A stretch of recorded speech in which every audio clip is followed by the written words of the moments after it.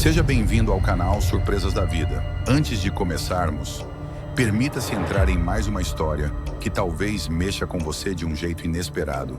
Se sentir o coração tocar, deixe seu like e inscreva-se para acompanhar cada nova história que revelamos por aqui. Agora, respire fundo. A história está prestes a começar. Reflita sobre esta verdade atemporal. O verdadeiro valor de uma pessoa não se mede pela aparência, posição social ou riqueza, mas pela bondade de seu coração e pela sinceridade de suas ações. Em um mundo que julga pela superfície, são raros aqueles que enxergam a alma. Esta é uma história sobre como o amor genuíno pode florescer nos lugares mais improváveis e como a dignidade humana transcende as correntes da opressão. Prepare-se para uma jornada que nos lembra que todos merecemos ser amados exatamente como somos. O ano era 1843, nas terras do interior de São Paulo, onde a fazenda Santa Clara se estendia por léguas, sob o comando do temido barão Rodrigo de Almeida. A manhã estava quente quando todos os habitantes da fazenda foram convocados ao pátio central. Algo grave estava para acontecer. Na varanda da Casa Grande, o barão caminhava de um lado para o outro, o rosto vermelho de fúria. Ao seu lado, sua filha Isabel chorava baixinho, tentando se fazer pequena. Aos 23 anos, Isabel era uma jovem de corpo avantajado, bochechas rosadas e olhos castanhos que pareciam sempre à beira das lágrimas. Desde criança, sofria com o peso do olhar crítico de seu pai e da sociedade. "Você me envergonhou pela última vez", trovejou o barão. "Recusar o terceiro pretendente que lhe apresentei. O capitão Henrique era de família respeitável." "Mas pai, ele riu de mim. Disse que eu era gorda demais para usar vestido de noiva sem parecer ridícula." "E você é?" O barão cuspiu as palavras como veneno. "Nenhum homem de bem vai querer uma filha minha que come como 3 e tem o dobro do tamanho que deveria. Você desperdiçou todas as chances que lhe dei." Isabel baixou a cabeça, as lágrimas caindo sobre o vestido de seda azul que a senhora de costura havia feito especialmente largo para ela. "Já que nenhum cavaleiro a quer", continuou o barão, sua voz ecoando pelo pátio, "você viverá como o que merece. A partir de hoje, não é mais minha filha. Será entregue a um escravo. Viverá na senzala, comerá farinha e feijão, trabalhará como convém a alguém de sua utilidade." Um murmurinho de choque percorreu a multidão reunida. "Miguel!" chamou o barão. "Aproxime-se!" Do grupo de escravizados, um homem alto se adiantou. Miguel tinha 28 anos, ombros largos de tanto trabalhar nos canaviais, pele escura que brilhava sobre o sol e olhos que carregavam uma inteligência silenciosa. Tinha chegado à fazenda havia 3 anos e poucos sabiam que, antes de ser escravizado ilegalmente, era um homem livre que sabia ler e escrever. "Esta mulher é agora sua responsabilidade", declarou o barão. "Ela dormirá na senzala, seguirá suas ordens. Se ela reclamar, você tem minha permissão para discipliná-la como achar necessário. Talvez a humilhação lhe ensine gratidão." Miguel olhou para Isabel. Viu o terror em seus olhos, as mãos tremendo, o corpo todo encolhido como se quisesse desaparecer. Viu também algo mais. A mesma dor que ele conhecia tão bem, a dor de ser tratado como menos que humano. "Sim, senhor", respondeu Miguel com a voz neutra.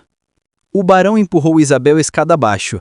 Ela tropeçou, quase caindo, mas Miguel a segurou pelo braço com firmeza e gentileza. "Leve-a daqui", ordenou o barão, "e que sirva de exemplo para todos. Na minha casa, obedece-se ou sofre-se as consequências." Miguel guiou Isabel pelo caminho de terra até a senzala. Ela soluçava, tentando limpar as lágrimas que não paravam de cair. Quando chegaram à entrada da construção de pau a pique, Isabel parou, olhando horrorizada para o lugar que seria sua nova casa. Eu não consigo!" Ela sussurrou. Miguel olhou ao redor, certificando-se de que ninguém os observava. Então, pela primeira vez, falou com sua própria voz, não a voz submissa que usava diante do barão. "Dona Isabel, o que seu pai fez é cruel e injusto, mas eu lhe prometo uma coisa. Enquanto estiver sob meus cuidados, ninguém vai machucá-la ou humilhá-la. Tenho minha palavra. Isabel olhou para ele, surpresa. Naqueles olhos escuros, viu algo que nunca tinha visto nos olhos de nenhum homem: respeito. A primeira noite de Isabel na senzala foi a mais longa de sua vida.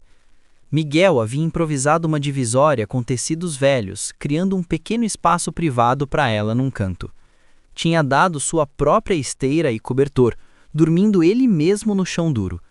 As outras pessoas escravizadas observavam com uma mistura de curiosidade e cautela. Havia Rosa, uma mulher de meia-idade que cozinhava para todos, João Pedro, um homem idoso que trabalhava na carpintaria, e Antônia, uma jovem de 19 anos que cuidava da horta. "Por que você está sendo gentil com ela?" Antônia perguntou a Miguel naquela primeira noite, quando Isabel já havia adormecido exausta de tanto chorar. "Ela é filha do homem que nos escraviza." "Ela também é uma prisioneira agora", Miguel respondeu calmamente. "E ninguém merece ser tratado do jeito que o barão a tratou." Nos dias seguintes, Miguel ensinou Isabel a sobreviver. Mostrou-lhe como acordar antes do amanhecer, como lavar o rosto com água fria do poço, como amarrar o cabelo num lenço simples. Isabel, acostumada a ter criadas para tudo, não sabia nem como pentear o próprio cabelo direito. "Deixa eu ajudar", Rosa disse no terceiro dia, vendo Isabel lutar com os cachos rebeldes. Com mãos gentis, a mulher trançou o cabelo da moça. "Sabe, menina, aqui a gente não julga ninguém pela aparência, a gente julga pelo coração." Isabel sentiu as lágrimas voltarem, mas dessa vez eram diferentes. Eram lágrimas de gratidão. Miguel nunca deu ordens a Isabel.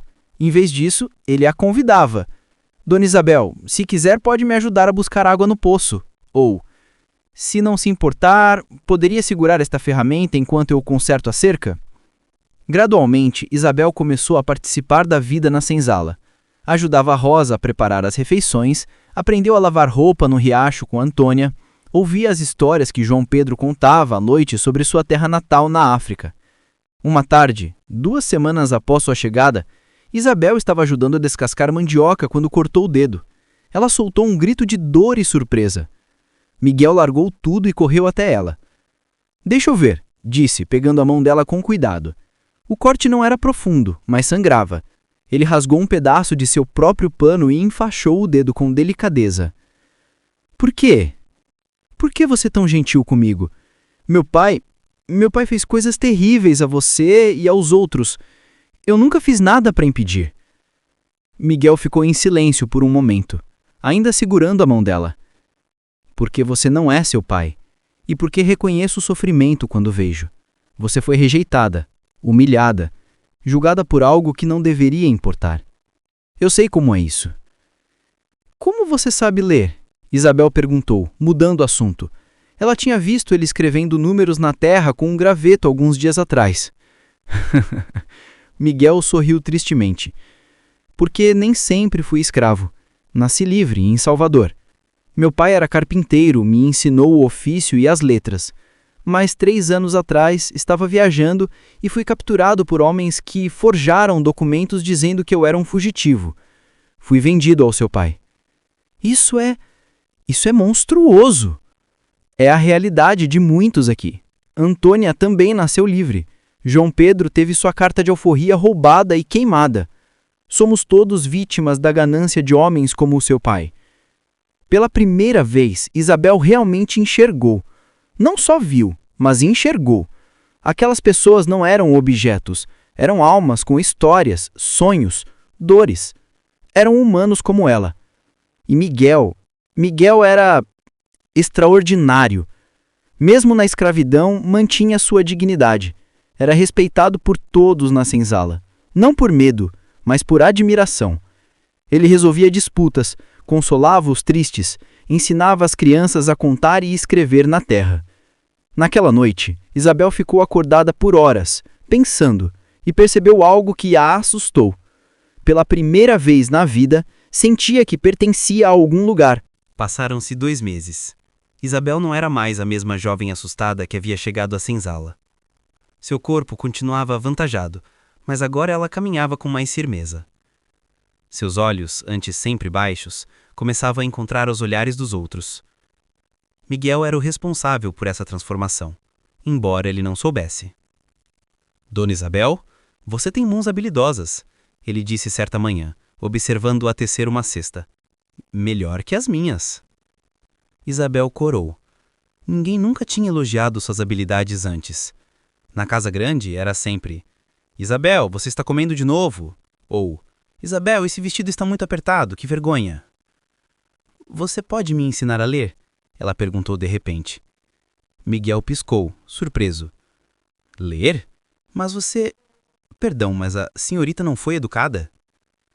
Meu pai disse que mulheres não precisam saber ler, especialmente mulheres como eu, que só servem para comer, Isabel disse, amargura na voz.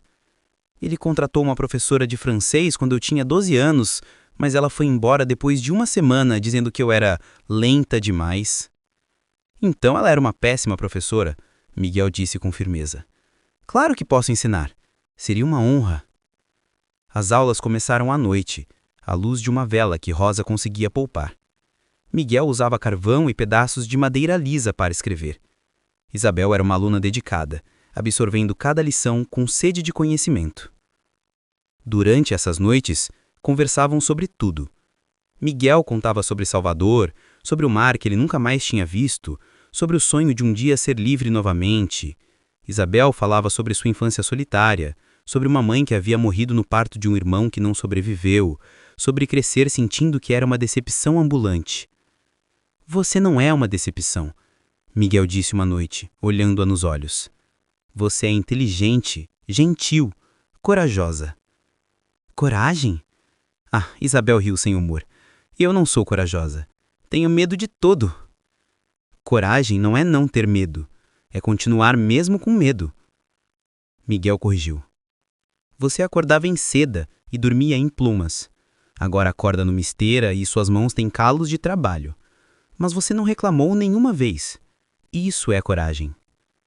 Isabel sentiu algo se mover no peito. Algo quente, assustador e maravilhoso. Ela estava se apaixonando por Miguel. A percepção veio gradualmente, como o amanhecer.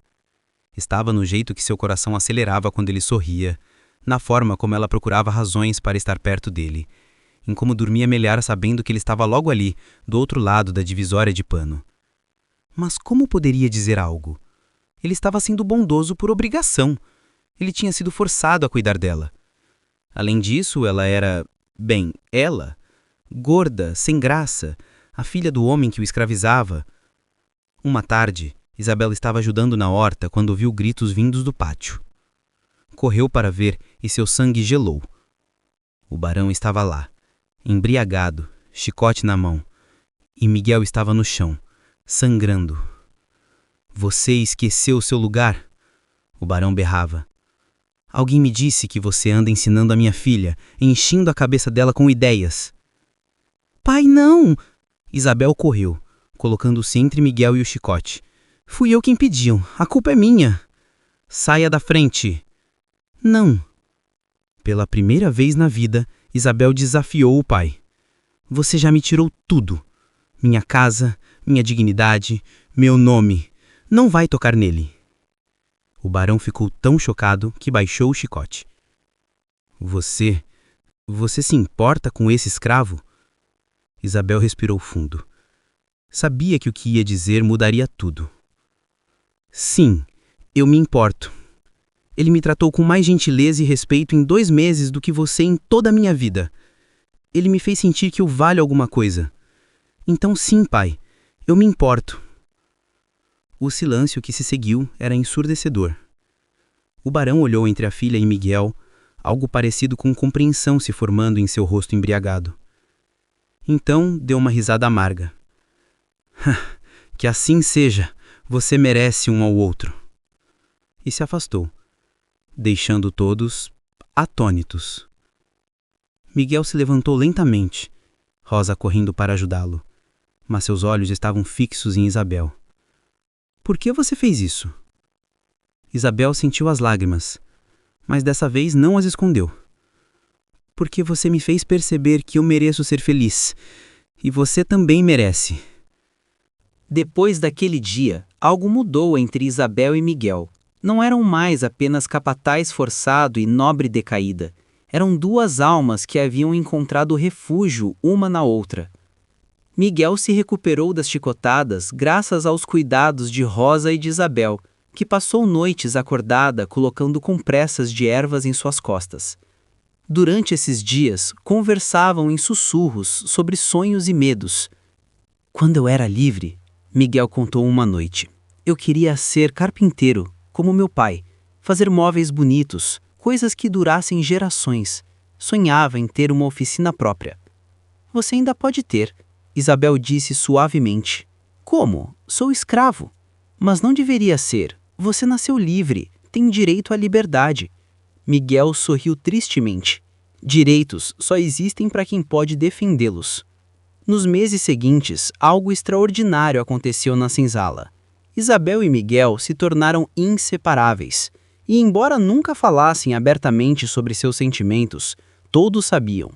Via-se no olhar, nos pequenos gestos de cuidado, na forma como buscavam a companhia um do outro. Rosa comentou com Antônia. Aquela menina floresceu, não é mais a criança assustada que chegou aqui. E era verdade. Isabel descobriu que tinha talento para a medicina natural, aprendendo com Rosa sobre ervas e curas. Descobriu que gostava de contar histórias para as crianças da senzala. Descobriu que era forte, capaz, valiosa. E descobriu que era amada. Uma noite, durante a festa de São João que os escravizados conseguiram realizar às escondidas, Miguel pediu a Isabel para dançar. Era um forró simples, ao som de um pandeiro e uma viola improvisada. Eu não sei dançar, Isabel protestou. Sempre fui pesada demais para... Você é perfeita, Miguel interrompeu, estendendo a mão. Exatamente como é. Eles dançaram, e pela primeira vez na vida, Isabel não sentiu vergonha de seu corpo. Sentiu-se leve, livre, feliz. Quando a música terminou, Miguel não soltou sua mão. Isabel, ele disse usando o seu nome sem título pela primeira vez. Eu preciso lhe dizer algo. Sei que não tenho o direito. Sei que não sou nada além de um homem escravizado, sem nada para oferecer, mas... Você é tudo. Isabel interrompeu, lágrimas nos olhos. Você me ensinou a ver meu valor. Me ensinou que sou mais que meu corpo, mais que as opiniões cruéis dos outros. Você me amou quando eu nem sabia que merecia ser amada. E você me lembrou de minha humanidade, Miguel disse, tocando gentilmente o rosto dela. Me lembrou que ainda posso sonhar, ainda posso sentir, ainda posso amar. Isabel, eu te amo. Amo sua gentileza, sua inteligência, sua força. Amo tudo em você. Eu também te amo. Isabel sussurrou. Eles se beijaram ali, sobre as estrelas, testemunhados apenas pela comunidade que tinha se tornado sua verdadeira família. Mas sua felicidade seria testada. 2 semanas depois, o barão mandou chamar Isabel à casa grande. Ela foi com o coração apertado, Miguel insistindo em acompanhá-la até a porta. O barão estava em seu escritório, parecendo mais velho e cansado. Sente-se, ele disse, sem olhar para ela. Isabel obedeceu, desconfiada. Estive pensando muito desde aquele dia. O barão começou. Sobre o que você disse, sobre como aquele escravo a tratou melhor que eu. Você está diferente, mais forte. Estou, Isabel confirmou erguendo o queixo. Sua tia Gertrudes, em Minas Gerais, concordou em recebê-la. Você pode ir para lá, recomeçar, encontrar um marido adequado. Não. O barão piscou. Não. Não vou deixar Miguel. Não vou deixar as pessoas que se tornaram minha família. Pela primeira vez na vida, estou feliz. Estou completa. Ele é um escravo. Ele é um homem. E eu o amo. O barão ficou em silêncio por um longo momento. Então, surpreendentemente, abriu uma gaveta e tirou um documento. Sempre soube que ele tinha nascido livre. Comprei ele sabendo que os documentos eram falsos. Foi um dos meus muitos pecados que cometi. Isabel olhou para o papel. Era uma carta de alforria, já preenchida com o nome de Miguel. Leve isso, o barão disse. E vão embora. Os dois. Não quero mais vê-los. A carta de alforria tremeu nas mãos de Isabel enquanto ela corria de volta para a senzala. Lágrimas de alegria corriam por seu rosto. Quando chegou, encontrou Miguel ensinando as crianças a escrever seus nomes na terra. "Miguel!" ela gritou. "Miguel, olhe!" Ele leu o documento uma vez, 2 vezes, 3 vezes, como se não pudesse acreditar no que seus olhos viam. Isso é real? É real! Você é livre! A senzala inteira explodiu em celebração. Rosa chorava de felicidade, João Pedro dançava e Antônia abraçava Isabel com força. "Mas e vocês?" Miguel olhou para os outros, a alegria misturada com culpa. "Não posso simplesmente ir embora e deixá-los aqui." "Pode sim," Rosa disse firmemente. "Você tem uma chance de ser feliz. Pegue essa chance. Viva por todos nós." Naquela noite, Isabel e Miguel fizeram planos. Iriam para Salvador, onde Miguel poderia retomar seu ofício de carpinteiro. Isabel abriu uma pequena escola para crianças negras livres e escravizadas, ensinando-as a ler e escrever. Casaram-se numa cerimônia simples com os amigos que fizeram na comunidade. Isabel usou um vestido que ela mesma costurou, sem se preocupar se a fazia parecer gorda ou não. Ela era amada, era suficiente. Anos depois, sentados na varanda de sua casa, moderna mas confortável, observando o pôr do sol sobre o oceano, Isabel apoiou a cabeça no ombro de Miguel. "Você sabia que eu te amaria?" "Não, mas sabia que você merecia ser amada, e eu tinha a esperança de que talvez pudesse ser eu o homem a fazer isso. Você não apenas me amou, você me ensinou a me amar, e esse é o maior presente que alguém poderia me dar." E ali, naquela casa à beira-mar, 2 corações que tinham sido prisioneiros encontraram a verdadeira liberdade. A liberdade de amar e ser amado, exatamente como eram.